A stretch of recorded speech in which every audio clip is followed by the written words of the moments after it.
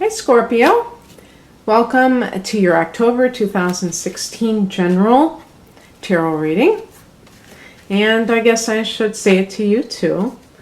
Please let me know if you prefer separate love readings because or you like just this type of reading which doesn't have a focus, and whatever cards I pick, I decide what the focus is based on those cards, and I don't try to conform the cards to the topic at hand. Most people seem to want separate love readings, and I know that love readings are very popular, so that's why I do it that way. But I can see the other side as well. I just keep drawing the same cards no matter how much I shuffle. They might be in different positions, but they keep showing up over and over again. So I'm going to go like this just so I can make sure. But if I get another card like that, I'm going to scream.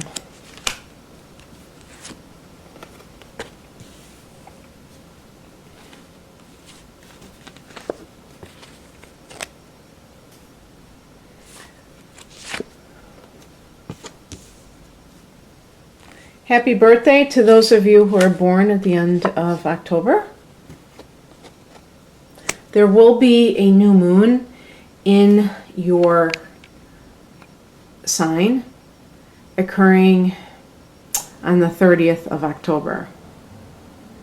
So that's your new moon, but you know, that's just a generalized thing because it also depends on the degree. And I can't remember if it's 7 degrees of Scorpio. I don't want to say. I think it's an early degree of Scorpio.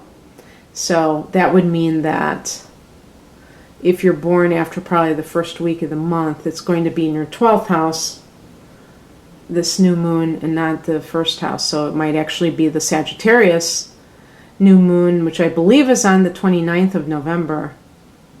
That is going to be your new moon. So I guess it all depends on the degree point. But in any case, the overall theme is the King of Pentacles. So this is, again, and I feel like for you, it's a little bit different than Leo, which I just did.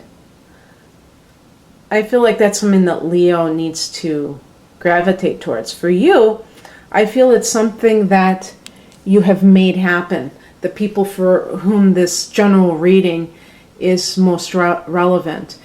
And it was because you decided to do something that was coming from your soul, because you did have the Ace of Cups. Now this might be an offer from somebody else to be part of their thing, but I feel like whatever it is, it's going to be something that is very satisfying emotionally and spiritually. Whatever this business is, it's not going to be something that you just shrug off. And it may even give you a sense of power and identity that you haven't had for maybe a long time.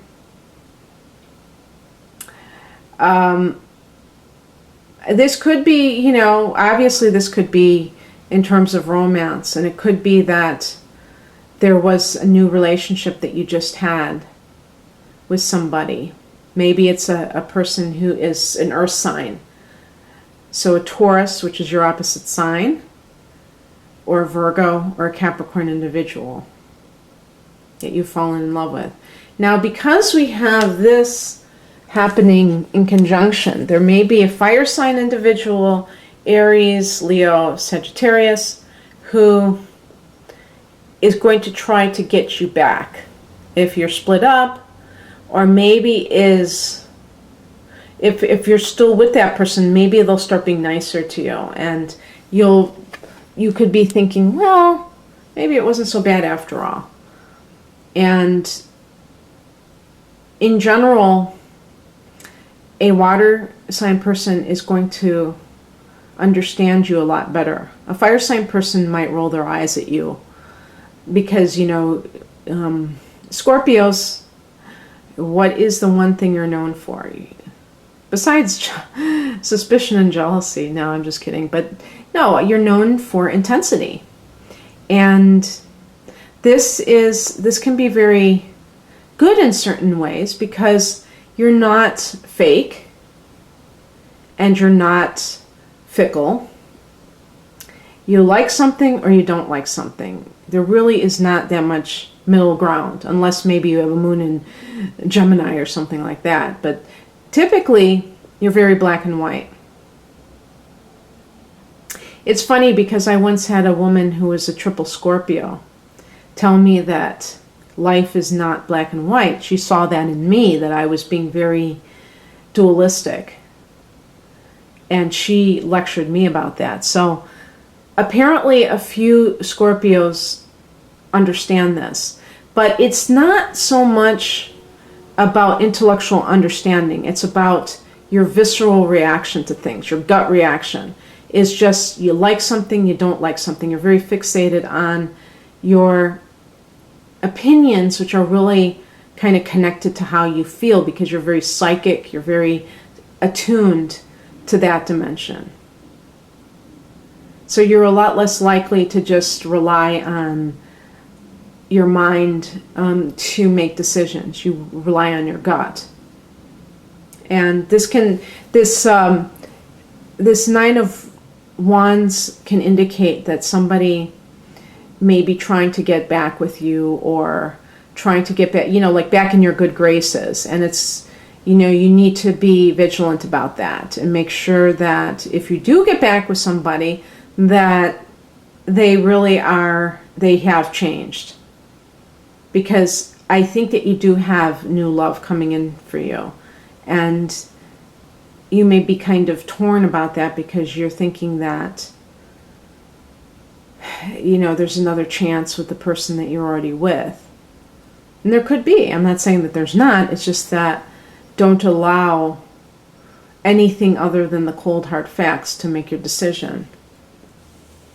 Well, let me do the higher message because that's in connection with all of this. And this is about the Three of Wands. This is about expansion, growth, ambition.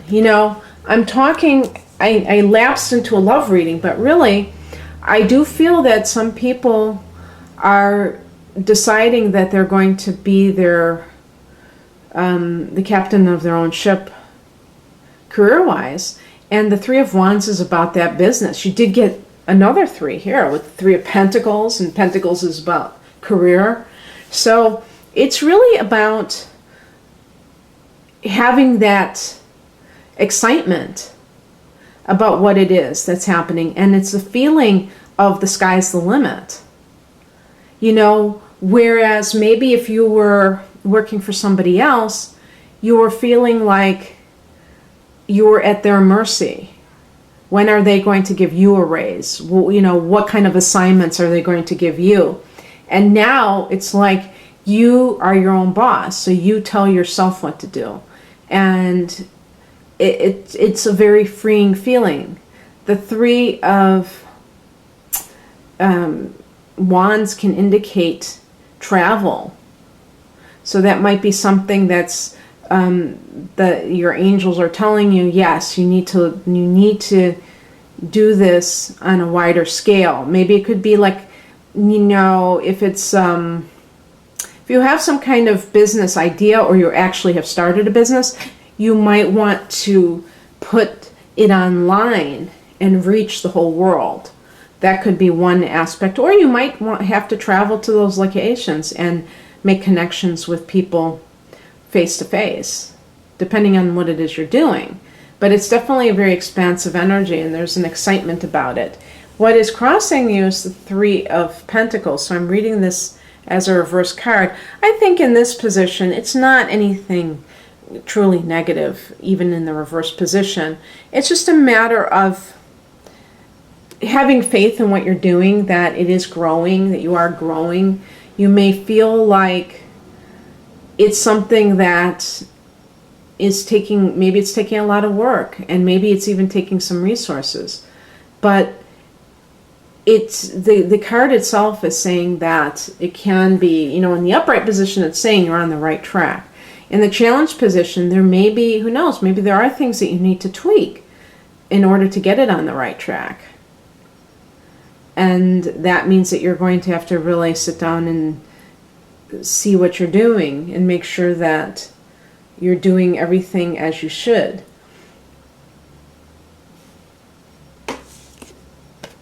The attitude that is very helpful at this time is connected to the Strength card, a major arcana card, and also connected to Leo. And,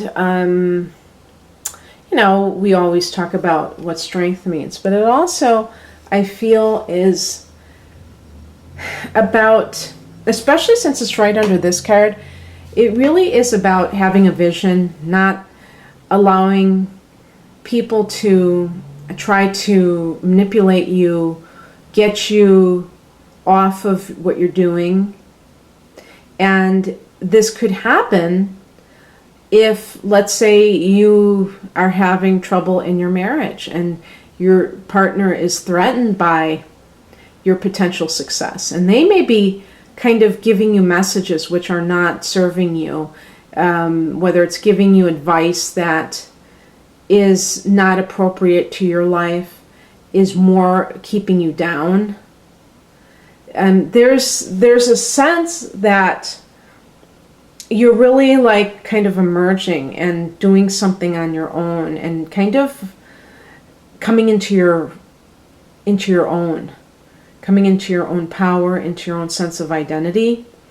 And it's no secret or surprise that this is your solar return at the end of the month. It's no surprise because this is the time of the year when it's like you kind of wake up from your hiatus or hibernation. And so that is, I guess the Strength card is kind of reiterating what you should already know, which is that you hold the key. And to be careful, as this card suggests, of anybody that is trying to psych you out or maybe derail you in some way. Make sure that the people that surround you are positive and they're encouraging you. Otherwise, you might not want to share things with them. If you're around people that are not seeming to encourage you the way that you need to be, before you make friends with people who are positive and encouraging, you might have to just kind of keep to yourself. And it's funny that I happen to get this card because this is about going within. And I think it's not just going within, but also kind of staying apart. And I feel that Scorpios can do this quite naturally, that you might kind of hole up sometimes when you just don't feel like dealing with other people, especially when you're emotionally in a certain mood. You may just feel like it almost, I wouldn't be surprised for a lot of Scorpios if it becomes almost uncomfortably lame society. I have the sun in the 8th house, which is Scorpio's natural house, so I consider myself an honorary Scorpio in some ways.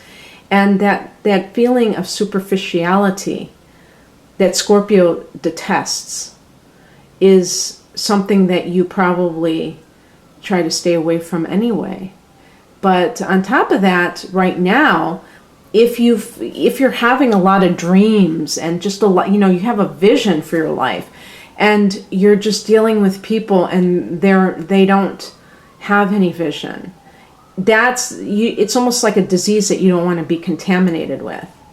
And so you may stay apart just for that reason. You may not be contemplating your navel or anything like that, but you may want to simply keep to yourself and keep your energy within yourself, so you're not getting thrown off your game or not being,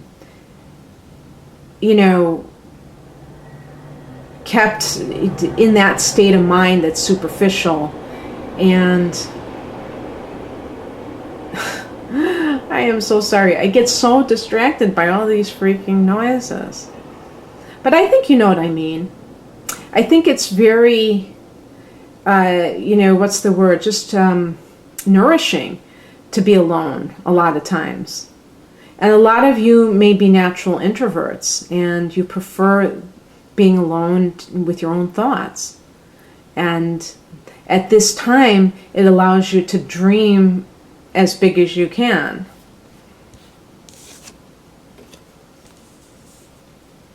The outcome is the Knight of Swords.